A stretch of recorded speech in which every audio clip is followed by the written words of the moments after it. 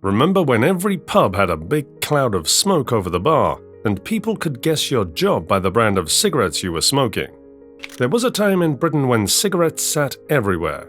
Ration books, bus stops, lunch breaks, the back steps at parties. Today we're taking a quick trip back to 10 brands that only true Brits remember. A midnight London street, jazz on the air. A man in a sharp coat lights up under a street lamp. The whisper, "You're never alone with the Strand." It should have sold cool. It sold loneliness. Launched in 1959 by Wills, Strand had tasteful blue and white livery and a mild, modern blend meant for the thinking man smoker. The ad became the story, and the story pushed buyers away. Uptake barely flickered, fractions of a percent, and within a year or two, the line disappeared. A textbook in how the right cigarette can be undone by the wrong mood. Now swing the camera to the docks. Capstan Full Strength shook hands like a stevedore. Short, unfiltered, high tar, high nicotine, no apologies. WD&HO Wills built it for endurance. Post-war Britain made it a habit. Liverpool, Glasgow, Bristol, these were Capstan towns, where a pack rode shotgun with a payslip. By the 70s, health warnings grew louder and filters took the high ground. Capstan tried to modernize, naval flourishes faded, and blends softened. The legend stayed granite, a smoke that didn't ask if you were ready. You either were or you weren't. If most mid-century British brands sold grit, Consulate sold glide. White and green packets, menthol core, slogan like fresh water, cool as a mountain stream. In the 60s and 70s, that felt futuristic. The draw was gentle, the throat felt spared, and price sat comfortably mid-range. Roughly 35 to 40p for 20 in the mid-70s. New smokers and style watchers took notice.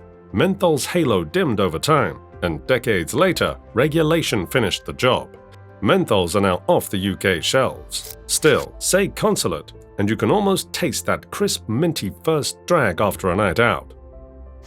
Rothmans walked that fine line between utility and aspiration. Blue and white packaging, a certain crispness in the hand, and a flavor profile that regulars will still describe with surprising precision. Strong, slightly sweet, the blend balanced so the hit didn't bulldoze the taste.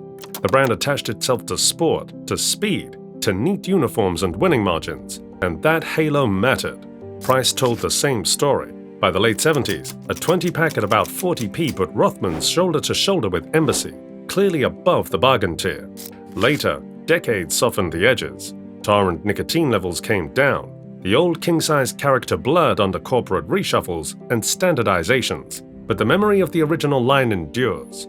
Ask the people who swore by it, and they'll talk about equilibrium. Enough strength to feel honest, enough refinement to feel chosen. Technically American, spiritually expatriate, Camel drifted into Britain like a jazz record in a brown paper sleeve. Imported, a touch pricey, immediately coded as different. The desert iconography and pyramids sold story before you even opened the foil. Unfiltered in its most recognizable form, Camel found a home in urban enclaves.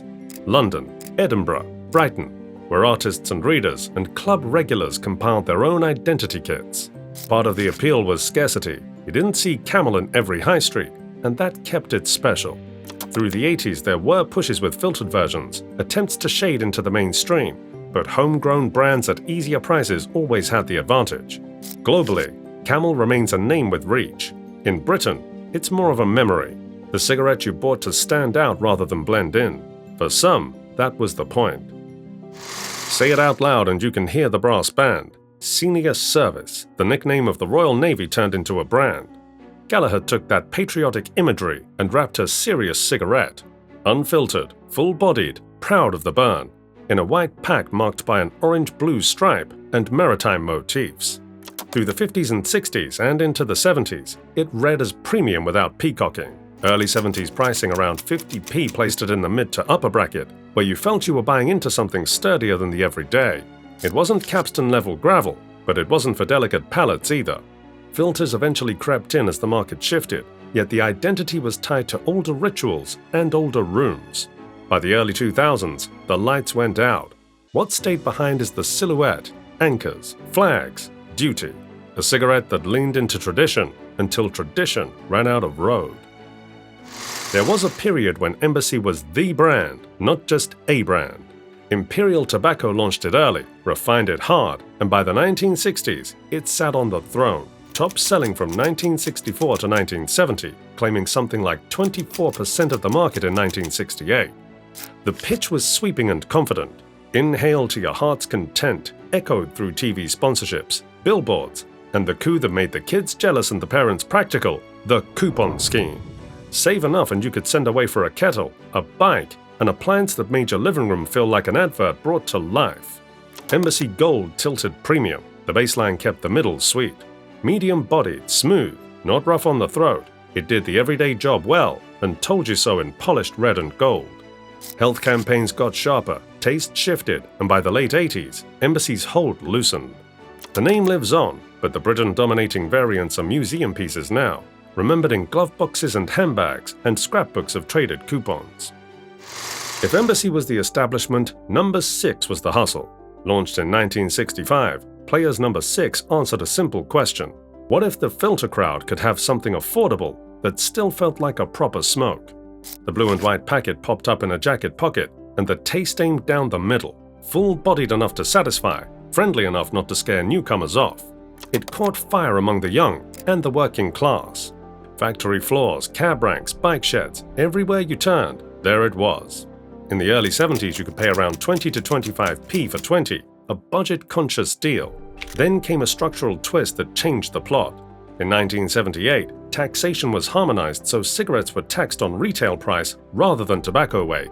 That erased the old advantage small cigarettes had over king size. Overnight, the gap between Number 6 at about 52p and upmarket Benson & Hedges special filter at 57p was barely a shrug. In the status-aware 1980s, many traded up, sales tumbled, and Number 6, once everywhere, faded into the background before quietly leaving the stage in 1993.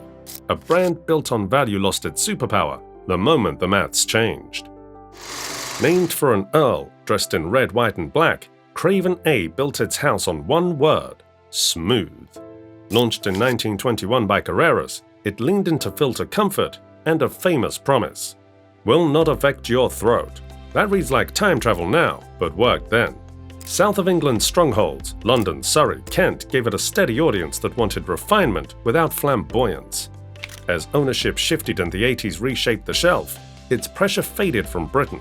The brand pops up overseas and in niche corners, but for many, the memory is an advert line at a gentle draw that made harsher rivals feel medieval. Before ad men and loyalty schemes, there was a cigarette that simply belonged to the day's work. Woodbine, launched in 1888 by Wills, rode through 2 world wars as the soldier's standby. Cheap, strong, omnipresent. Unfiltered, smoky, intensely tarry. It delivered a nicotine wallop in a handful of drags and left its autograph on fingers as well as lungs. In the 40s, 50s, and 60s, it lived in breast pockets and pub doorways. A 10-pack could come in under a shilling. A filtered version arrived to meet the times, but by 1988, the classic line was discontinued. The name lingers here and there, and old hands will tell you the blend isn't the same. Still, say Woodbine, and you don't think packaging, you think history. A habit woven into routine, into rations, into the idea of a break that had to count. What are your thoughts? Are you smoking? And is there a brand that you miss? Let us know in the comments down below, and don't forget to like and subscribe.